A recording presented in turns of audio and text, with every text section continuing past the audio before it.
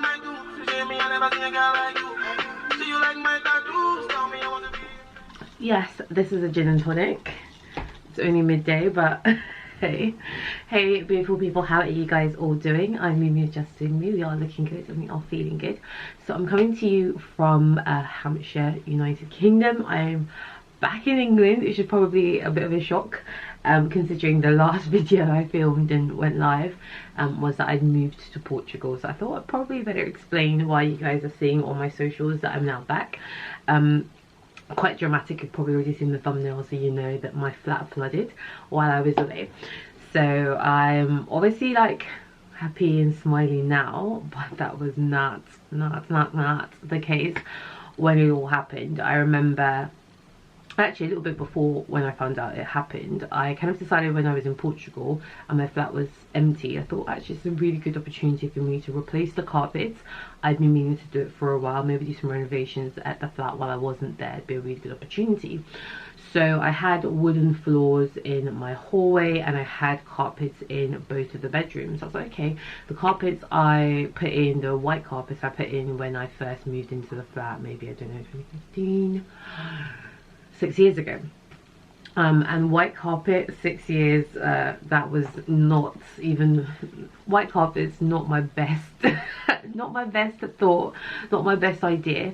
So they were definitely in need of replacing. So I was like, okay, so I got a quote, I got somebody and they were like, okay, we can come and do it all in like a week and a half for you. So I actually chose my carpets virtually. I hadn't seen it in person, but I was like, okay, I'm gonna do it.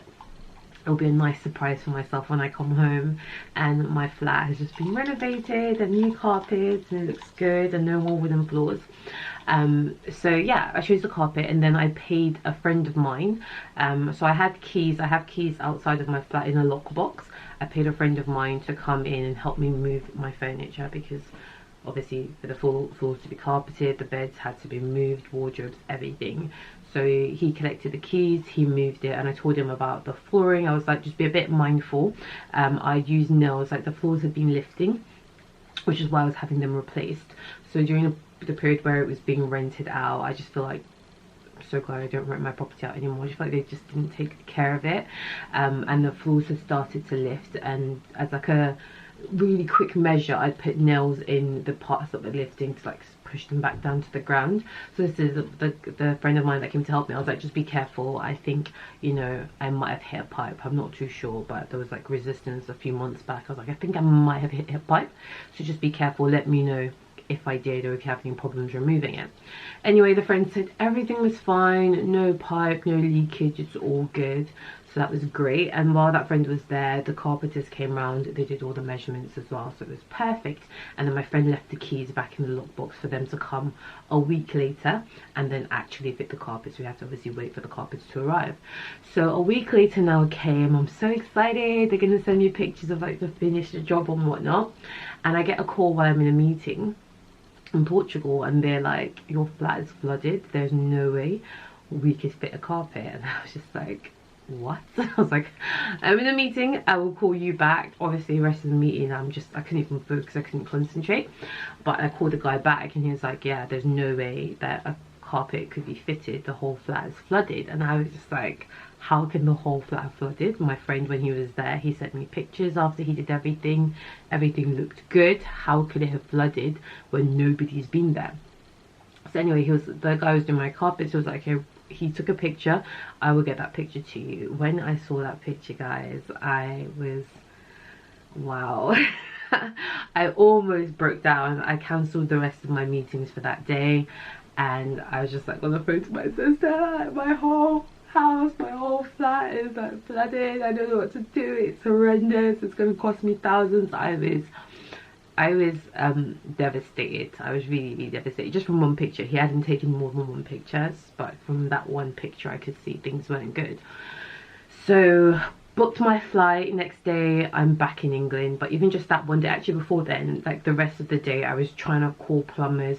Can somebody go to the flat and obviously find out what's going on? If something's obviously still leaking in there, can you turn it off? Can you fix it? What can you do? So I ended up getting some emergency plumbers. Luckily the keys were there still, they could help themselves in. I paid £200 just for the emergency plumbers to go there and turn off my water.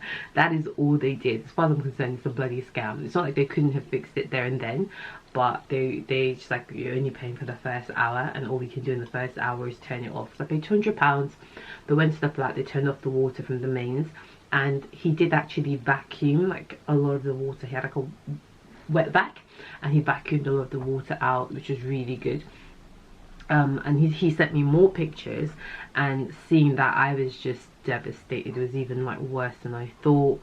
The leak had started to go into the bedrooms, and oh, my heart. So like the next day I'm flying back, and I got back to Gatwick, paid for a taxi. Like, it was just like unexpected costs just adding up.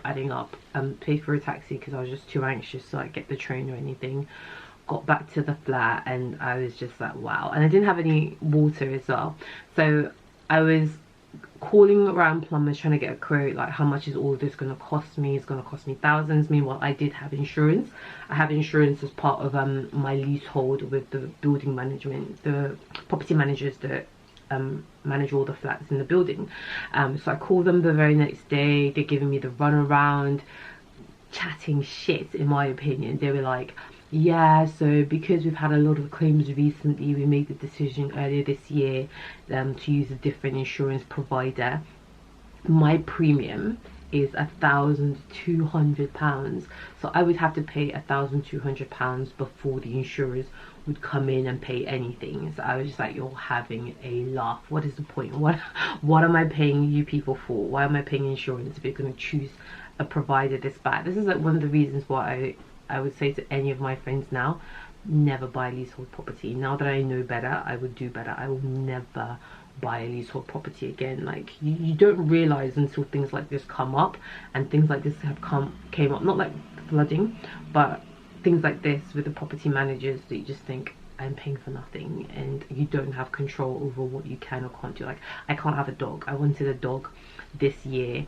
Like, that was like one of my goals for the year. I can't have a dog because it's not allowed in the leasehold. Just so many things why leasehold's a terrible idea. Anyway, so I'm like, okay, I'm gonna have to pay minimum 1,200, but if this is gonna cost 5,000, 6,000 to fix, then at least I have insurance, thankfully. Okay, so I get to the flat, and I'm like, look, everybody's been telling me you're gonna have to get all the floorboards in the flat completely replaced because they're gonna be water damaged, they'll have lifted, etc. So I was like, okay, let me just see. I slept that night, and I was like, let me just see what I can do. I got out my fans, my humidifier, my heaters, and I placed them all in the hallway, and I was like, how much of this water can we dry out? How much of this like flooring can we actually save? And I feel like I just kept doing this, like moving everything around. I'll do this patch, that patch, this patch. I'm just looking at it at the moment. For like the first few days, I could actually see like it was really starting to work. And then, genius that I am, I was like, okay, well, I've got a quote to actually get the hole in the pipe fixed, but I was like, I don't want to spend that much again. Maybe I should try to do it myself.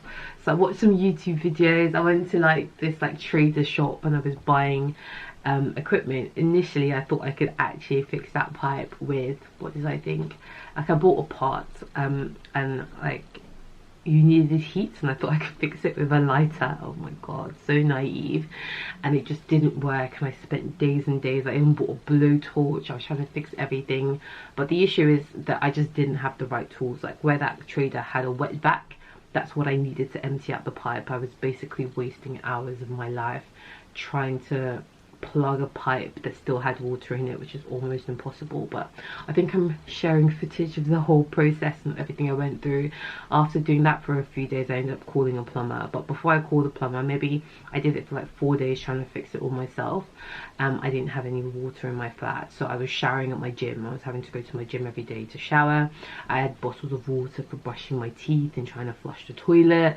It was just an ordeal, washing dishes, cooking in the flat. And like, my mom was like crying all the time, and I was just like, no, you just got to be super positive. Like, you're not going to lose your flat. We are going to be able to salvage this. It's not going to cost you thousands and thousands. We can do this.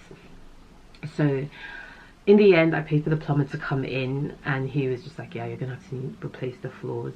His colleague, however, was like, well, to be honest, like, if you keep doing what you're doing, if you're putting carpets down, the lift isn't going to be that noticeable. Like, you keep going the way you're going, it won't be that noticeable with carpets. So I was like, hey, look, I'm just going to do that. I don't want to spend thousands, you know. Even if I went through my insurance, I still just didn't want to have my whole flat lifted, like everything. It would just be months, and I was like, no, I don't want to do it. So they fixed the flooring. Then there was a big hole in the floor, and I managed to like cut down pieces of wood to fit that hole, and managed to secure the wood into the rest of the flooring, like my little carpenter self. I couldn't do the plumbing but we could do the carpentry, so I was very happy with that. And then the carpenters came back and they had a look, and they were like, okay, we can start doing this. So they then did the carpets in the bedrooms, and we gave the hallway a little bit longer to complete, and they've just done the carpets in the hallway. Luckily, I was already paying for that anyway, so it's just the amount that I paid for obviously my flights back, for obviously the plumbing, the emergency call out, the ladder call out, and the wasted tools that I bought when I thought that I could fix it. But it's not been anywhere near 1,200 anyway, and actually my flat looks so much better for it. And I feel like there's always lessons in everything that you go through in life, and I'm really proud of just how positive I was about this. And I was like, look, I'm not going to be defeated, I can do this. And you know, I might not be able to do plumbing, but I can do a lot, and it looks so much better than it did before. I'm really happy with it, and I just had a very positive outlook the whole time, which I'm very proud of. You know, this isn't going to defeat me, but it did kind of make me think maybe this is a sign from God that I need to sit my ass at home in the UK and not be flying to every destination, you know, at the drop of a hat. Like, it's good to sit my ass at home, or at least have somebody checking in on my flat, like my friends around here. Locally, I could have asked one of them to be checking in, and it wouldn't have gone on. That leak obviously started once they took out the floorboards, and there was a week between then and when the carpenters came back. It wouldn't have gone on for a whole week if I'd had people maybe coming in regularly to check on it. But I'm happy that like it's not been an ordeal, as big an ordeal as it really could have been. I'm happy that the outcome has been really positive. I'm looking at my carpets and they're so beautiful. I'm actually having a housewarming party.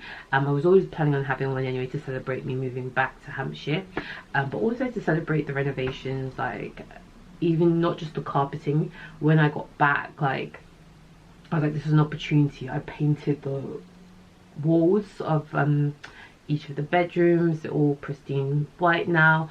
I got new beds in, like everything's decorated super nice in both of my bedrooms. Like, this is now my office space, so also my spare room, but this is where I like get ready when I'm going out. This is where I'll film. This is where when friends come over to stay they'll be, and sometimes this is where I work as well. I also sometimes work in my living room, but this is really nice as well, and comfy and convenient to work during the week for meetings. But I thought I'd explain to you guys why my move to Portugal was so short-lived. I had a bit of a disaster back at home, but everything has really worked out for the best. God is great. I'm so grateful that he just didn't let this be as bad as it really could have been. And it's really a testimony, because now I look at it and I'm like, yeah, this is so much better than what it was before.